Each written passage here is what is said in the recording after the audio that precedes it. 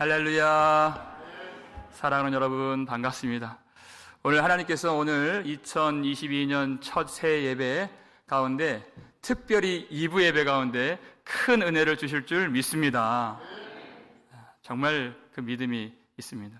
제가 1부 때에도 말씀을 드렸지만 제가 찬양대가 있을 때는 잘 몰랐는데 여기 이렇게 덩그러니 없으니까 제가 굉장히 위축이 되더라고요. 아침에도 그런 좀 눌림과 그런 어려움이 있었는데, 그래서 여러분이 바로 그런 존재입니다.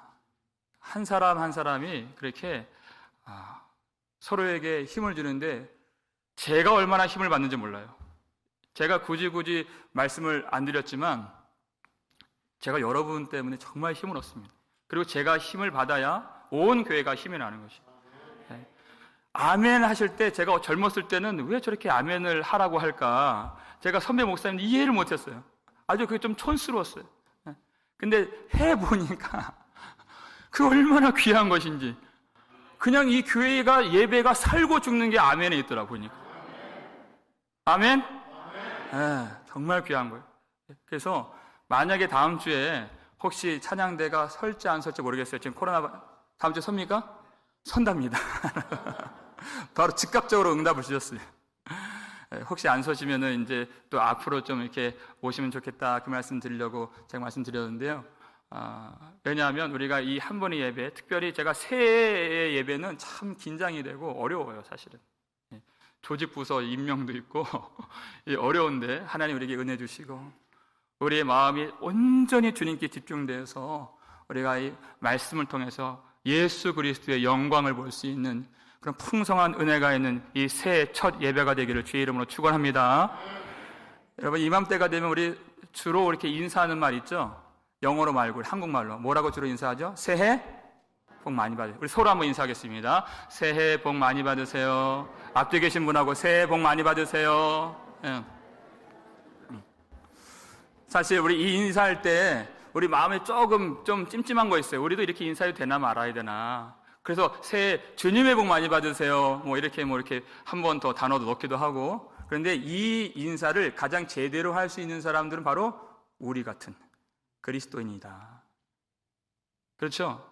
세상 사람들은 진정한 복도 모르는데 복 많이 받으세요, 복 많이 받으세요, 그렇게 얘기해요. 근데 우리는 복의 근원이 누구이신가를 알고 있는 사람들, 예수 그리스도.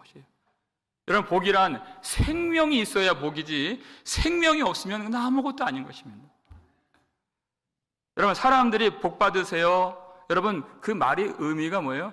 돈 많이 벌고 성공하고 또 고생하지 말고의 정도예요. 잠언서 14장 12절 말씀 보면 이런 말씀이 있어요. 읽겠습니다. 어떤 길은 사람이 보기에 바르나 필경은 사망의 길이니라. 사람들이 참 그걸 염원해요. 소원하고 갈구하고 새해 그 복 받기를 원해요. 그런데 그거 받아봤자 결국은 좋아 보이지만 사망의 길인 것을 사람들이 그렇게 구한다. 예수 그리스도가 아니면 아무것도 아닌 것이에요. 주님이 우리의 생명의 원천이시고 복의 근원이시기 때문에 여러분, 주님이 이 자리에 임하신 줄 믿으시길 바랍니다. 우리 유일한 복이 바로 예수님이세요. 그러니까 오늘 이 17절 이 전반부에 예수께서 와서 보시니, 이 말씀은 굉장히 강력한 말씀이에요. 예수님이 오셨다. 생명이신 예수님이 오셨는데 어떠한 생명의 역사가 일어날까 우리는 기대할 수 있는 것이에요.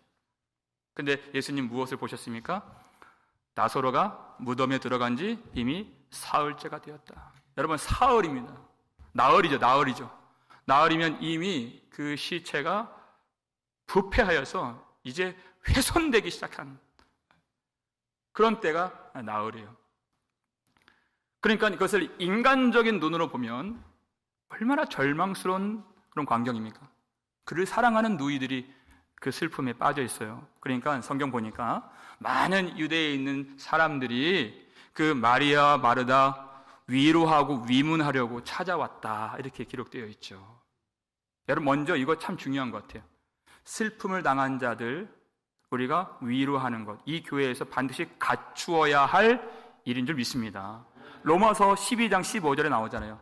기뻐하는 자들과 함께 기뻐하고 우는 자들과 함께 울라 하는 것이에요.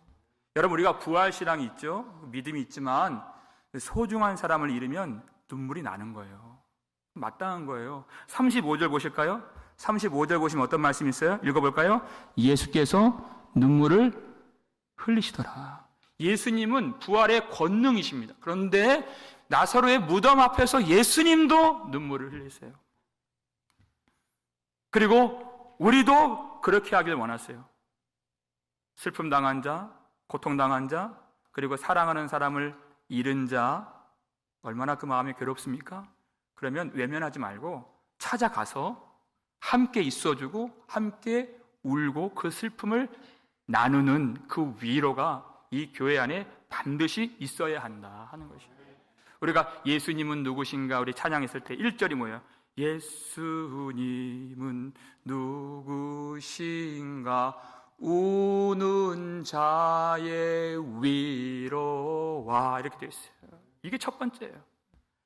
예수님은 우리의 가장 큰 위로자가 되신다. 그런데 예수님은 마리아와 마르다에게 그 위로만 주시기 위해서 오신 것이 아닙니다. 예수님은 부활이고 생명이십니다. 진정한 위로는 그 생명에서 오는 것이에요. 그것을 주시려고 오신 분이시다 하는 거예요. 그런 생명이신 예수님이 오셨을 때 적극적인 마르다가 먼저 나가서 맞이하죠. 근데 그 첫 마디가 뭐예요? 예수님께 21절 보시면 이런 말씀이 있어요. 마르다가 예수께 여짜오되 주께서 여기 계셨더라면 내 오라버니가 죽지 아니하였겠나이다. 이 말 속에 뭐가 좀 섞여 있어요? 원망의 투로 지금 이 첫 마디를 꺼낸 것이죠. 그런데 또 무엇이 들어있습니까? 여기에는 믿음도 있어요. 만약에 예수님이 여기 계셨더라면 그가 죽지 않았을 것입니다. 난 믿습니다. 믿음이 들어있어요. 그런데 예수님 그렇게 안 하셨습니다 하는 원망. 원망 반, 믿음 반. 그러니까 이 믿음이 온전하지 않다는 것입니다. 여러분, 우리가 믿음이 온전하지 않다는 것을 스스로 알아야 예수님의 도우심을 받을 수 있는 것이에요. 예수님의 고치심을 우리가 받을 수 있는 것입니다. 분명히 저 사람 분명히 어디 문제가 있는데 그 몸에 어디가 분명히 아픈데 나 괜찮습니다. 나 안 아픕니다. 그럼 얼마나 답답해요. 옆에서 보기에. 그런데 어떤 병은 그 징후가 그 증세나 고통도 잘 느껴지지 않는 그런 병이 있다래요. 췌장암 같은 거. 그럼 발견되는 즉시 죽는다 그래요. 그 믿음과 같아요. 잘 안 보여요. 내 상태가 어떠한가. 그걸 우리가 알기 위해서는, 그리고 고침받기 위해서는 수시로 예수님 앞에 나와서 말씀의 빛으로 점검을 받아야 된다 하는 것이에요. 그래야 우리가 살 수 있습니다. 그런데 왜 자기 상태를 잘 알지 못해요? 자기는 자꾸만 그걸 덮어버리고 포장하길 원하기 때문이에요. 22절 말씀 볼까요? 읽겠습니다. 그러나 나는 이제라도 주께서 무엇이든지 하나님께 구하시는 것을 하나님이 주실 줄을 아나이다. 마르다의 고백이에요. 얼마나 믿음이 좋아 보이는 고백입니까? 제가 좋아 보인다 그랬어요. 왜냐하면 이 말 들어보면 주께서 지금 이제라도, 그렇죠? 이제라도 주께서 무엇을 구하시든지 하나님이 들어주실 줄 내가 믿습니다. 이렇게 얘기를 해요. 근데 예수님이 정작 무엇을 주시려고 오셨습니까? 나사로를 살려주시려고 오신 것이에요. 그 일을 행하시려고 할 때 여러분 39절 보시면 예수님이 돌을 옮겨 놓으라 하시죠. 그런데 이렇게 고백했던 마르다가 뭐라고 얘기를 해요? 그 죽은 자의 누이 마르다가 이르되 주여 죽은 지가 나흘이 되었음에 벌써 냄새가 나나이다 이렇게 얘기했다는 것이에요. 정작 예수님이 그 일을 해 주시려고 하실 때에는 불신앙이 툭 튀어나와서 일어서게 된다 하는 것이에요. 불신앙이 예수님이 하시는 일을 가로막고 있다는 것이에요. 그러니까 그 믿음이 고백에는 있어요. 믿음이 예배에는 있어요. 근데 무덤 앞에서는 믿음이 나타나질 않아요. 그 실제로 고통의 현장에서는 그 믿음이 역사하지를 않는다. 지금 그 문제를 지금 마르다가 겪고 있는 것입니다. 또 우리의 문제죠, 그것이에요. 여러분, 이때 예수님이 정말 놀라운 말씀하세요. 23절 보니까 예수께서 이르시되 내 오라비가 다시 살아나리라 그랬어요. 정말 놀라운 말씀입니다. 예수님은 단지 사람들이 그렇게 위문하는 양 위로만 주시려고 오신 것이 아니라 그 죽은 오라비 나사로를 살려주시기 위해서 오신 분이시다 그랬어요. 그런데 마르다가 어떻게 받아요? 24절 말씀 읽겠습니다. 마르다가 이르되 마지막 날 부활 때에는 다시 살아날 줄을 내가 아나이다. 여러분 보세요. 마르다가 보통 내기가 아니죠. 그렇죠? 마지막 날 부활 때 살아날 줄 안다고 해요. 지금 여러분 교회 안에 그런 사람도 있을 수 있습니다. 평신도인데 신학교도 나왔어요. 교회에서 하는 모든 성경대학, 제자대학, 훈련, 양육 그런 거 다 받았어요. 여러분 이렇게 주님을 알고 싶어 한다는 것이 얼마나 복된 일입니까? 여호와를 알되 힘써 하려고 했잖아요. 정말 좋은 것이에요. 근데 이 좋은 것이 문제가 될 때가 있다. 언제인가? 더 이상 주님의 말씀에 놀라워하지 않습니다. 자기가 지식이 너무 많아서 예수님의 말씀이 전혀 새롭지가 않아요. 그리고 자기 지식에 갇혀 있어서 예수님의 말씀을 자기 생각대로 이해를 하고 곡해를 해요. 그리고 예수님이 죽은 오라비가 다시 살아나리라 했는데 자기 나름대로 판단을 하고 해석을 하니까 그 말이 전혀 위로가 되지 않아요. 여러분, 당시 사두개인들은요 아예 부활이 없다고 했던 사람들입니다. 그러니까 부활신앙을 갖고 있다는 것 자체가 굉장히 대단한 것이에요. 그런데 그 부활신앙을 갖고 있는 것이 지금 삶 속에서 어떤 능력도 되지 않고 위로가 되지 않는다. 여러분 그렇기 때문에 내가 마지막 때 부활 때 다시 살아날 줄을 아나이다 하는 그 자기가 안다고 하는 것이 그것이 주님 앞에서 얼마나 위험할 수 있는가를 알아야 되는 것이에요. 여러분 우리가 2022년 이 예배 가운데 한 가지 소원이 있다면 우리가 하나님을 향한 경이로움이 회복되기를 원합니다 하는 그 소원이에요. 주님의 말씀에 놀라워하는 그 마음이 다시 우리 가운데 회복되어야 한다는 것이에요. 내 지식을 넘어서 역사하실 수 있는 하나님, 내 판단과 내 생각을 뛰어넘어서 일하시는 생명의 하나님, 지금 그분 앞에 우리가 지금 서 있다는 것이에요. 근데 예수님을 그가 알고 이 부활의 이 소망을 알고 있다는 것이 오히려 지금 예수님이 하시는 일을 막고 있다. 그 자신의 지식이 예수님의 그 영광을 가로막고 눈을 가리고 그 마음을 더 강팍하게 만들고 있다는 것이에요.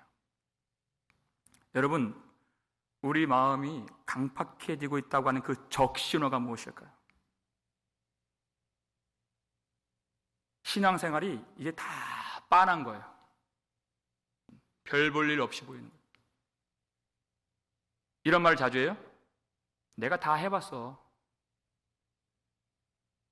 나도 다 들었어. 나도 다 알아. 근데 마음에 뜨거움이 없어요. 그건 지식을 섬기는 거지 예수님을 주로 섬기는 것이 아니에요. 근데 우리에게 첫사랑을 회복시켜 주실 때 어떤 징후가 있느냐? 기대감이 살아납니다. 하나님이 오늘 우리에게 어떤 말씀을 주실까? 하나님이 오늘 우리에게 어떤 은혜를 주실까? 그 기대감이 살아나는 것이에요. 여러분, 말씀이 그렇게 다양한 말씀이 아니에요. 제가 이 강단에서 1000번을 넘게 설교했는데요, 오로지 한결같은 한 가지 복음만 전하는 것이에요. 근데 마음이 살아있으면 그 한결같은 복음을 들어도 우리 마음이 어때요? 아침마다 새롭고 늘 새로운 것이에요. 그것이 주님을 향한 경이로움이고 기대감인 것이에요. 우리 그렇게 찬양하잖아요. 아침마다 새롭고 늘 새로우니 주의 성실이 금이라 성실하신 주님. 어떤 말씀입니까? 예레미야가 3장 23절 말씀 읽겠습니다. 이것들이 아침마다 새로우니 주의 성실하심이 크시도소이다. 아멘. 여러분, 여기 우리 회개 제목이 있어요. 우리가 무엇을 회개해야 되는가? 주님을 향해서 기대하는 마음이 없는 내 마음, 회개해야 되는 것이에요. 내 마음이 지금 영혼이 지금 쇠해져가는 그 적신호예요. 2022년 그 마음을 다시 소생시켜 주시고 주님을 정말 놀라워하는, 내 지식을 뛰어넘어서 역사하시는 우리 하나님을 갈망하는 그런 기대감이 새롭게 되기를 주의 이름으로 축원합니다. 여러분, 이 성경 기자가 이것들이 아침마다 세우는 일을 했어요. 그럼 이것들이 무엇인가? 예레미야 애가 22절 보니까 여호와의 인자하심과 긍휼하심이 무궁하심으로 이것들이 아침마다 새로우니 주의 성실하심이 크시도소이다. 무엇이요? 하나님의 끝없는 사랑 때문에. 그것이 새로운 것이에요. 똑같은 성도의 얼굴, 똑같은 건물에서 똑같은 목사 맨날 보잖아요. 뭘 새롭겠어요? 하나님의 사랑이 날마다 끝없이 우리에게 주어지기 때문에 그것이 새로운 것이에요. 여호와의 인자하심과 그의 긍휼하심이 무궁하심으로. 여러분, 우리에게 왜 하나님이 영생을 주셨습니까? 하나님의 사랑이 끝없이 영원하시기 때문이에요. 우리가 그 사랑을 끝없이 경험하고 끝없이 놀라워하고 끝없이 감격하고 끝없이 감사하며 끝없이 찬양하라고 주신 생명이 영생인 줄 믿으시길 바랍니다. 그 사랑이 반응하는 것이에요. 그러니까 그 사랑과 그 생명이 끝이 없는 것이에요. 우리가 그것을 지금 누리고 있다. 그러니까 예수님이 지금 이 땅에 오신 것은 사실 죽은 나사로를 살리시는 이유도 있지만 그 먼저 마르다의 믿음을 소생시켜 주시려고 오신 것이에요. 여러분, 그가 마지막 날 부활 때 살아날 줄을 아나이다 이렇게 얘기했어요. 근데 정말 그 알미 정말 믿음이요 능력이요 소망이 되는 알미인가? 한번 생각해 보세요. 그가 부활의 소망의 지식을 가졌지만 지금 자기 오빠 죽은 그 현실에서 어떤 위로도 소망도 능력도 되지 못하고 있다는 이야기가 되는 것입니다. 부활 소망이 정말 우리의 현재의 삶에 어떠한 영향도 주지 못하는 것인가? 그렇지 않다는 것이에요. 우리 히브리서 10장 35절 말씀 볼까요? 읽겠습니다. 어떤 이들은 더 좋은 부활을 얻고자 하여 심한 고문을 받되 구차히 풀려나기를 원하지 아니하였으며 그랬어요. 더 좋은 부활을 얻고자 심한 고문을 받되, 그냥 이름 없이 빚도 없이 예수님 바라보는 그리스도인들이잖아요. 여기서 심한 고문에 해당하는 그 문헌을 읽었어요. 도무지 입에 담을 수도 없고 설교에 그렇게 담을 수 없는 그런 비참하고 참혹한 일들을 그 평범한 그 성도들이 겪었던 것입니다. 그런데 여러분, 그들이 그 고문을 받을지 말지 선택권이 없었던 것이 아니었습니다. 선택권이 있었다는 것이에요. 고문을 안 받을 수도 있었다. 어떻게 하면 돼요? 나는 예수 모릅니다. 그러면 될 일이에요. 근데 그들이 구차히 풀려나기를 원하지 아니하였으며 이렇게 나오는 것이죠. 왜? 예수님이 부활이시고 예수님이 생명이시기 때문에. 그 더 좋은 부활을 얻고자 하여서 그 예수 이름을 그들이 버리지 않았다는 것이에요. 여러분, 부활 소망이, 부활에 대한 믿음이 이토록 강력한 능력이라는 것입니다. 마르다가 생각하는 것처럼 나 다 압니다 하면서 능력이 없는 그런 부활이 아니라는 것이에요. 근데 여기서 더 좋은 부활을 얻고자 이렇게 얘기했어요. 그냥 부활이 아니에요. 더 좋은 부활. 왜 히브리서 기자는 이런 표현을 했을까요? 예수님 공생에 사실 때 죽은 야이로의 딸을 살리신 일도 있었죠. 그리고 나인성 과부의 그 아들을, 그 청년을 살리신 일도 있었습니다. 그리고 나사로를 살리시죠. 여러분, 그러나 이러한 부활보다도 예수 그리스도 안에서 주님과 함께 죽고 주님과 함께 영원히 사는 이 부활이 더 좋은 부활이다. 왜 그렇습니까? 그들이 다시 살았던 것은, 그 몇 사람들이 살았던 것은 일시적인 부활이에요. 예수님이 표적을 보여주신 것이에요. 믿음을 위해서. 근데 믿음을 갖고 예수 안에서 영생을 누리며 마지막 날 부활 생명을 얻게 되는 것은 더 좋은 부활이다. 왜? 그것은 영원한 것이기 때문에. 그러니까 이 초대교회 성도들이 그 영원한 생명, 더 좋은 부활을 얻고자 하여서 구차하게 이 어려움에서 풀려나기를 원하지 아니하였다. 그렇게 할 수 있었던 능력, 믿음의 주이신 예수를 바라보자. 주님 바라본 것이에요. 주님 바라보면 뭐가 나옵니까? 그는 그 앞에 있는 기쁨을 위하여 십자가를 참으사 부끄러움을 개의치 아니하시더니 하나님 보좌 우편에 앉으셨느니라 하신 그 예수님 보이는 거예요. 우리가 예수의 몸이 되었고 예수님 안에서 예수의 길, 그 십자가의 길을 걸어가는데 그 성도들은 그 십자가의 고통만 보이는 것이 아니라 그 너머에 있는 영원한 영광과 영원한 생명이 보여서 그 길을 포기할 수 없는 영광의 힘과 소망이 그 심령 가운데 가득 채워지는 그 은혜와 예수님의 도우심이 우리 삶 가운데 넘치게 되었다 하는 것입니다. 우리가 그 힘을 경험하는 것이에요. 그러니까 마르다의 문제는 무엇입니까? 오빠가 죽은 것이 아니에요. 그의 온전하지 못한 믿음, 그 믿음이 죽은 것이 문제다. 그러니까 예수님이 죽은 오빠 살려주시기 전에 먼저 그녀의 죽은 믿음, 돌무덤 안에 있는 그 믿음을 꺼내주시고 살려주시기 위해서 이 말씀을 하시는 것이에요. 그 말씀이 무엇입니까? 우리가 정말 사랑하는 말씀이죠. 25절, 26절 말씀 읽겠습니다. 예수께서 이르시되 나는 부활이요 생명이니 나를 믿는 자는 죽어도 살겠고 무릇 살아서 나를 믿는 자는 영원히 죽지 아니하리니 이것을 내가 믿느냐? 아멘. 이것을 내가 믿느냐? 아멘. 예수님 믿느냐 물어보시는 것이에요. 자, 나는 부활이요 생명이니 그랬습니다. 우리가 이 말씀을 그냥 딱 25절, 26절 딱 이 두 절만 떼어서 우리가 논할 때가 많이 있어요. 어디다 붙여놓고 또 요 두 절만 설교하고 그럴 때가 많이 있는데 문맥을 보니까 마르다는 이미 부활 소망을 갖고 있는 사람이에요. 근데 문제는 무엇이냐? 그 부활이 저 멀리 있는 부활인 것이에요. 너무나 막연하고 그리고 추상적인 지금 내 삶 속에 당도하지 못한 그 부활이다.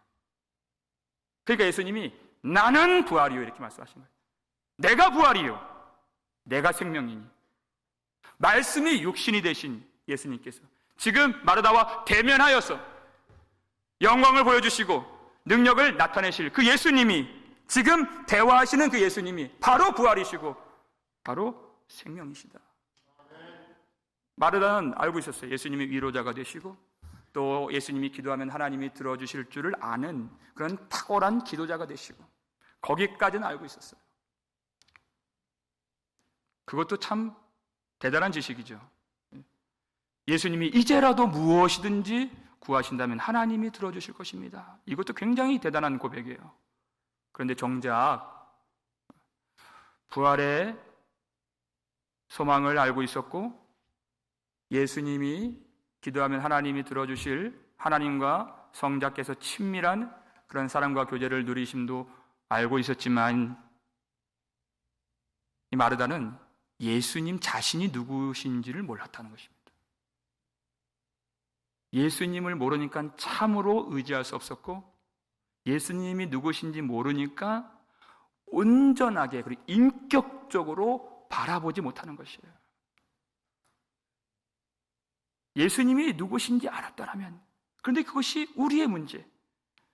예수님에 대한 지식은 있는데 예수님이 지식 속에 있고 우리의 말 속에 있고 또 교리 속에 있고 설교 속에 있고 교회 안에 있는데 우리의 실질적인 삶 속에서 삶의 터전에서 그 어려움 만나고 죽음의 위험 만나고 몸의 약함 만나고 시험 만날 때 그때 예수님은 어디 계시는가? 우리의 문제라는 것이. 그 믿음이 우리 삶 속에서 능력으로 역사로 나타나는가? 그러니까 예수님이 나를 믿는 자는 진정으로 믿는 자는 죽어도 살겠고 이렇게 말씀하세요. 여러분 죽어도 살겠고 정말 놀라운 말씀이에요. 우리가 예수 믿으면 부활 생명 얻는다는 것 모르는 사람 없어요. 마르다와 똑같습니다. 근데 그 능력이 우리 삶 속에 나타나는가? 그 문제를 안고 있는 것이죠. 죽어도 살겠고. 왜 마르다는 예수님께 대한 그 기대감이었고 나는 다 압니다 하면서 자기 지식으로 예수님의 영광을 맡고 있었는가? 문제가 무엇일까요?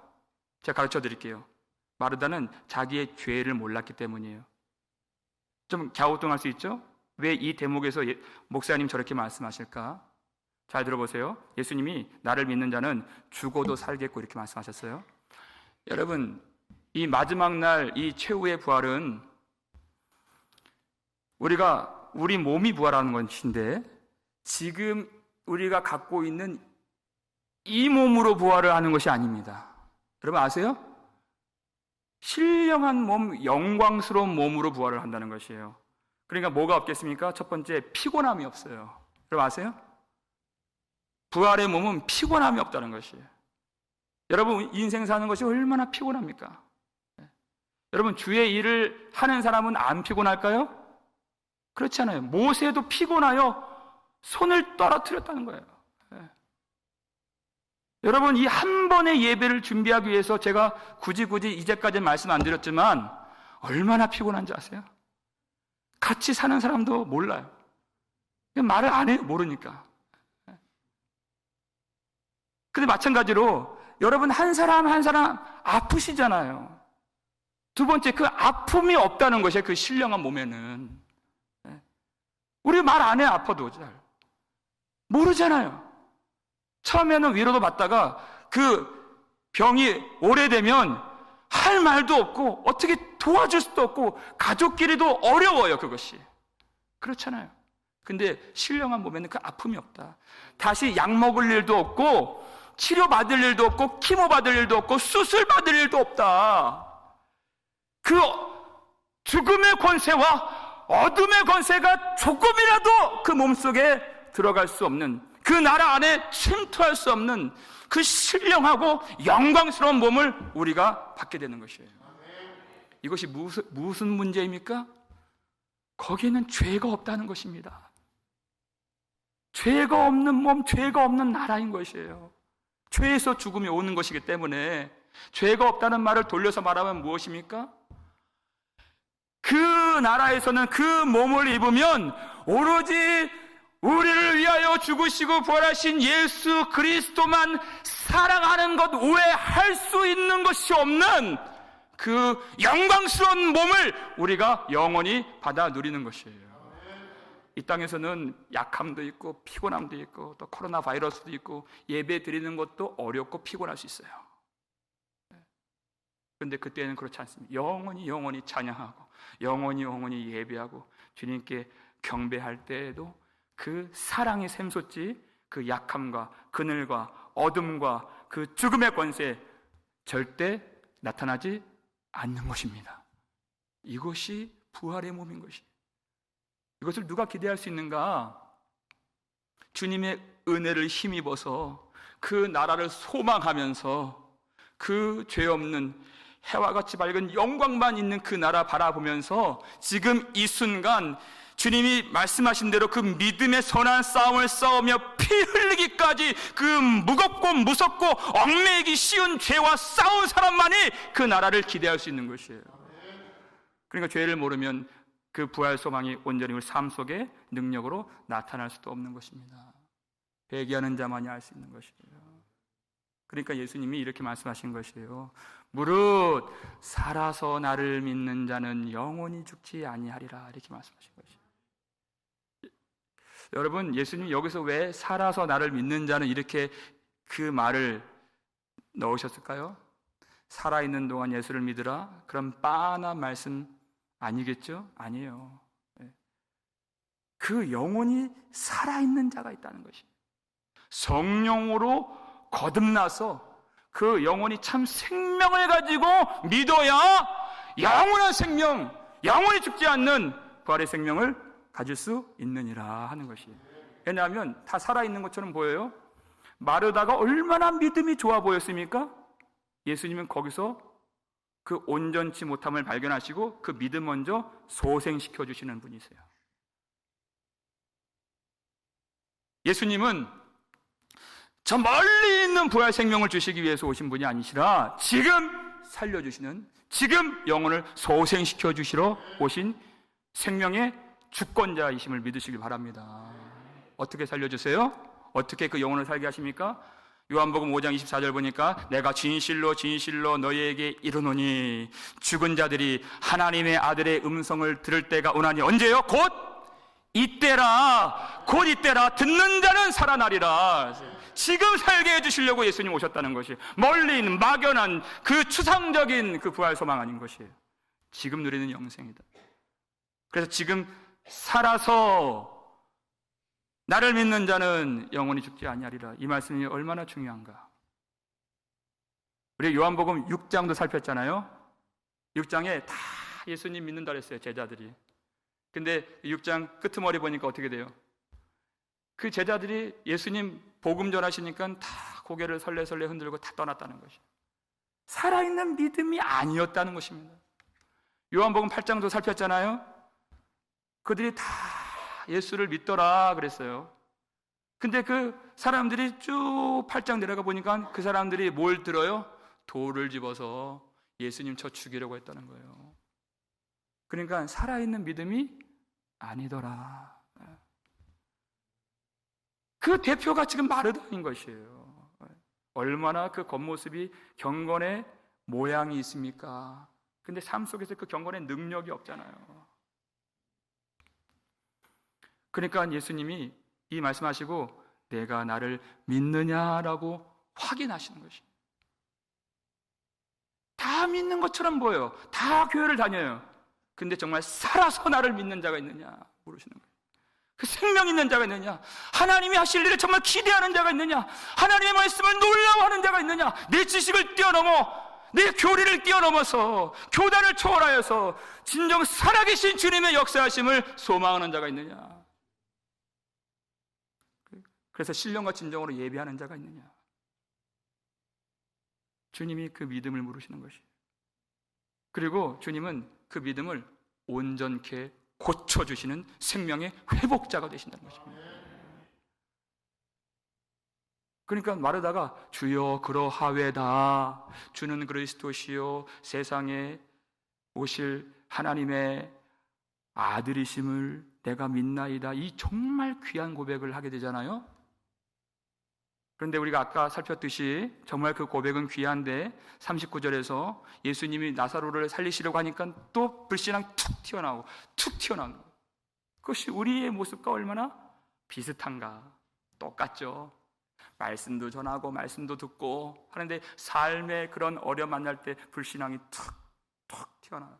그러니까 믿음의 주이신 예수를 얼마나 끊임없이 견실하게 바라봐야 하겠는가. 그것이에요. 믿음의 주이신 예수를 바라볼 때 여러분 무덤 보지 마세요. 이미 썩은 지 오래된 그 시신 보지 마세요. 사람들의 소리 듣지 마시고 이 땅의 것들 쳐다보지 마시고 삶의 어려움을 보지 마시고 영광스러운 더 좋은 부활로 우리를 인도해 주시는 하나님의 보좌를 예수 그리스도를 온전히 바라보시기를 주의 이름으로 축원합니다. 그러면 끝없는 하나님의 사랑과 영원한 생명이 아침마다 새롭고 늘 새롭게 우리 심령 가운데 충만하게 차오르게 될 줄을 믿습니다. 정말 기도하는 마음으로 세 가지 구했으면 좋겠어요. 이 설교 말미에서 하나님 2022년 이 첫 예배를 통하여서 정말 나의 지식을 앞세우는 것이 아니라 겸손한 마음으로 주님 바라볼 수 있는 그 겸손한 마음 주옵소서. 하나님의 말씀을 놀라워하는 주님을 향한 경이로움을 회복시켜 주시옵소서. 두 번째, 하나님이 우리에게 역사하실 주님을 기대하는 그 기대감 주시옵소서. 그 겸손한 마음, 그 경이로움과 그 기대감을 가지고 부활이요 생명이신 예수 그리스도를 끝까지 바라볼 때 그 살아있는 믿음이 우리의 삶이 되고 살아있는 믿음이 우리 삶의 권능이 되고 살아있는 믿음이 우리 삶의 놀라운 승리가 될 줄을 믿으시길 바랍니다.